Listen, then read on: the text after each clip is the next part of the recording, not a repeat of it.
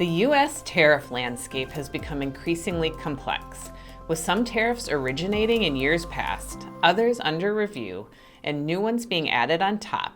Many importers and exporters are left wondering which tariffs still apply. Are they stacked? What's driving all these changes, and how do they affect my business? Tariffs have evolved from narrow trade remedies into major tools of U.S. economic and foreign policy.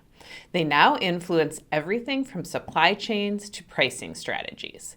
Whether imposed for national security, trade fairness, or in response to economic emergencies, these duties are creating new risks and new rules for global trade. That's why we're breaking them down in this series of A Deeper Looks. Over 4 episodes, we're exploring Section 301, Section 232, IEEPA, and reciprocal tariffs, what they are, how they're being used, and what they mean for your compliance strategy. I'm Kari Crane, editor of Passages, the Shipping Solutions International Trade blog. In this episode of A Deeper Look, we're exploring Section 301 of the Trade Act of 1974, what it is, how it fits into today's tariff landscape, and what businesses need to understand to manage the risks and costs it introduces. Section 301 gives the United States Trade Representative the authority to investigate and respond to foreign trade practices that are considered unjustifiable, unreasonable, or discriminatory, and that burden or restrict U.S. commerce. This authority is part of the broader Trade Act of 1974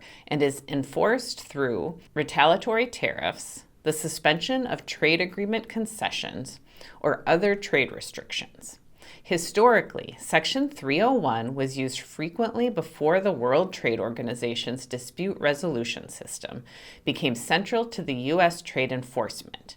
But it made a big comeback under the Trump administration in 2018 with sweeping tariffs on Chinese goods, many which remain in place today, and some that are currently subject to review.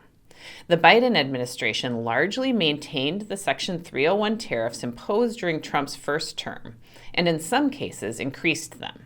For instance, a 100% tariff on Chinese-made electric vehicles was implemented as part of a broader strategy to counteract perceived economic and security threats. The new tariffs proposed by the Trump administration are now being layered on top of these existing Section 301 tariffs, meaning businesses could face a stacking effect that significantly raises import costs on affected goods. Typically, the process of levying Section 301 tariffs begins with a petition, often from a U.S. industry, or the USTR initiating a self-directed investigation.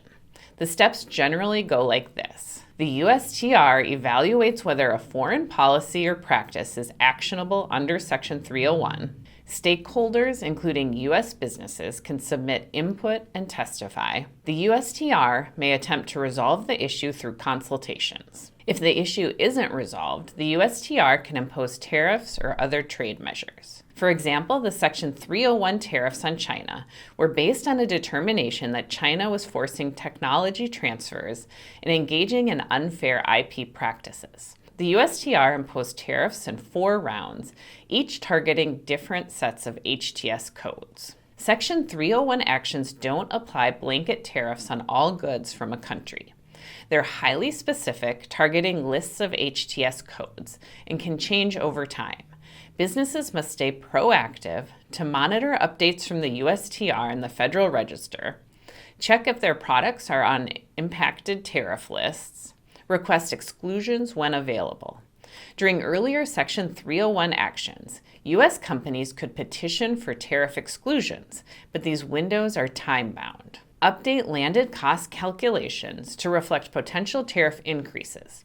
Because Section 301 tariffs are policy tools, they can shift with political priorities. Businesses should consider different scenarios in their compliance and sourcing strategies. While Section 301 tariffs can be disruptive, there are a few ways businesses may be able to reduce their impact. Adjusting the design or assembly of products to qualify for a lower duty rate, shifting sourcing or manufacturing to countries not subject to Section 301 duties, using FTZs to defer or reduce duty payments, monitoring for and applying during exclusion windows when available. Every strategy has legal, operational, and financial implications, so it's important to consult trade professionals before making changes. Understanding which tariffs apply to your imports and staying updated when they change is critical. Our import control software simplifies this process by helping you identify and monitor products impacted by tariffs like Section 301. There's a link below to try it for free. You'll also find a number of other links to articles, white papers, and more that can help you manage tariff volatility. For example, our Incoterms resources can help you choose a better trade term for managing changing import controls. Our product classification software is always up to date with the changing regulations, and our blog includes dozens of helpful articles about tariffs, including a recent article from Dave Noah about strategies exporters and importers should use to manage tariff chaos. Even if today's tariff volatility eventually calms, Section 301 will remain a powerful, flexible tool for any presidential administration to further its trade goals. For importers and exporters, that means understanding how Section 301 works, what triggers it, and how to manage the compliance and financial risks it poses. In the next episode of A Deeper Look, I'll explain Section 232 tariffs, which focus on national security. I'll see you back here next week.